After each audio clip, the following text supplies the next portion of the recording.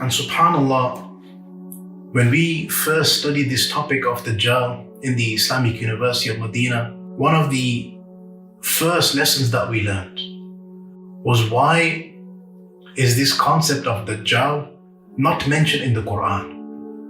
Now, there are some ayat alluding to the Dajjal which may be understood that this is speaking about the Dajjal with the correct tafsir and the correct understanding.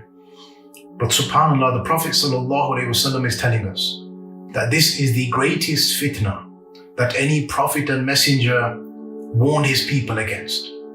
And the Prophet ﷺ, he is teaching us to seek refuge in this fitna at the end of every single prayer, where we seek Allah's refuge before giving salam from the fitna of the Masih ad-Dajjal. So if this is something which is clearly so important to us as Muslims, why is this then not mentioned in the Quran? And Hafiz ibn Hajar, may Allah have mercy upon him, speaks about this in great detail. And the answer simply is because Allah is telling us to refer back to the authentic sources in our religion.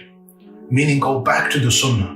When you don't find something in the Quran, then go back to the guidance of the Prophet ﷺ, that which is authentically established, that which the Prophet ﷺ said and is verified and it's authentic upon him, that he actually said these words and gave us this guidance.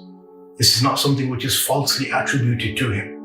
And this is the reason why Allah has not mentioned the Dajjal clearly in the Quran, because it is indirectly telling us, okay, it may not be clearly in the Quran, but that is not the only exclusive source in our religion.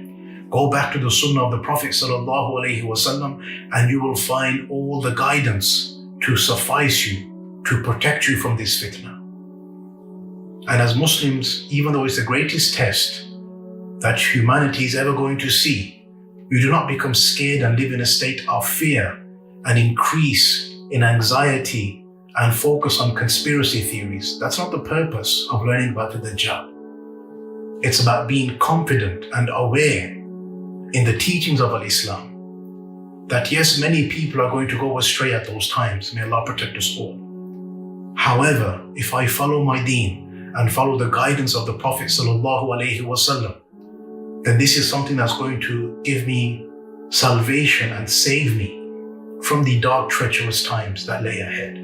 And this is not just talking about the Dajjal. This is in every single affair of our religion. And when we look at the Quran and we look at the Sunnah of the Prophet ﷺ, we find clearly there are many examples and many forms of guidance and many ayat and hadith which teach us about the severity of speaking about Allah and His religion without any knowledge, and how this is from the worst of sins and atrocities that we can commit against ourselves and against the religion of Islam.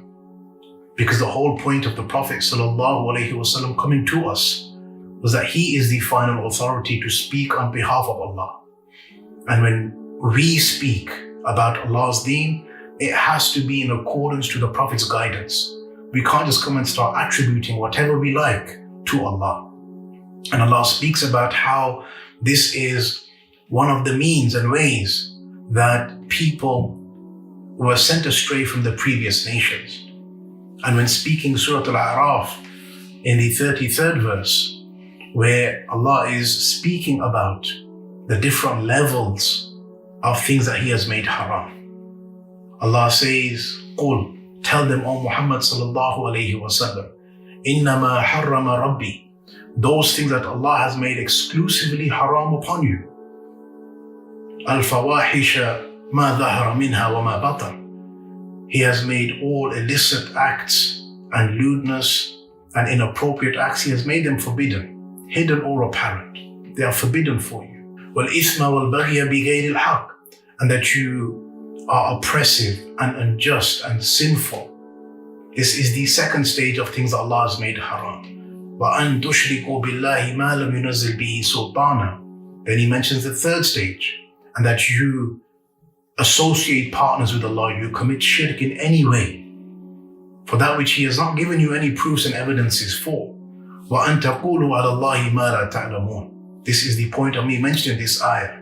The fourth stage, the worst thing that we can do is to say something about Allah that which we have no knowledge about, like many of us do with the concept of the Dajjal, where we just follow conspiracy theories and false information and speakers that will just try to be apologetic and try to be accepted by others, where they will explain these concepts away from the Dajjal, Ya'juj, Ma'juj, so many different topics, as if there is something to be ashamed about in our religion, and as if we were to wipe away these concepts, it's going to create world peace, and every other faith is going to accept us, and it's going to cause the oppression of the Muslims to stop.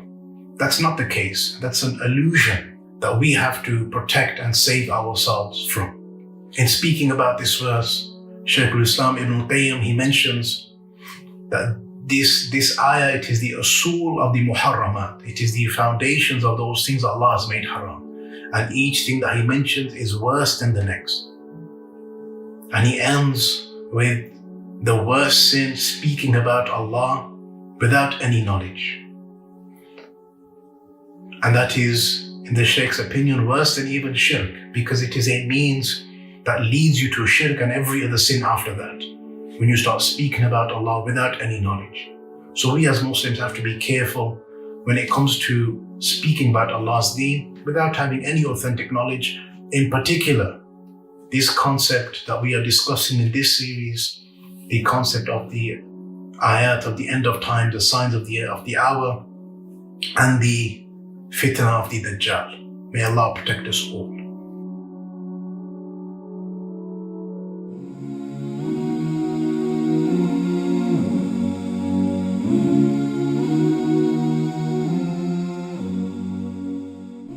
Are you tired of all these annoying ads on YouTube? Are you worried that a haram video might pop up?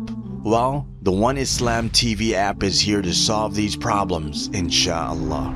The One Islam TV app is 100% free of any ads and is safe to browse for your peace of mind. Watch or listen to lectures and lessons while you work, rest, or drive with your device switched off. Watch videos on demand or download videos and watch offline. Watch hundreds of high-quality produced Islamic reminders, Quran learning videos, stories of the prophets, and so much more. 2 to 4 new videos uploaded daily, inshallah. One Islam TV is 100% run and owned by Muslims, which means a small amount you pay for your subscription is a sadaqah jariyah, continuous charity for you, as we use the funds raised to continue producing more beneficial videos and reminders, inshallah. The One Islam TV app is now available on Apple devices, Apple TV, Android devices, Android TV, Amazon Fire TV, and Roku, so you can watch on most devices and smart TVs. Download now for a free 7-day trial. May Allah reward you for supporting our work.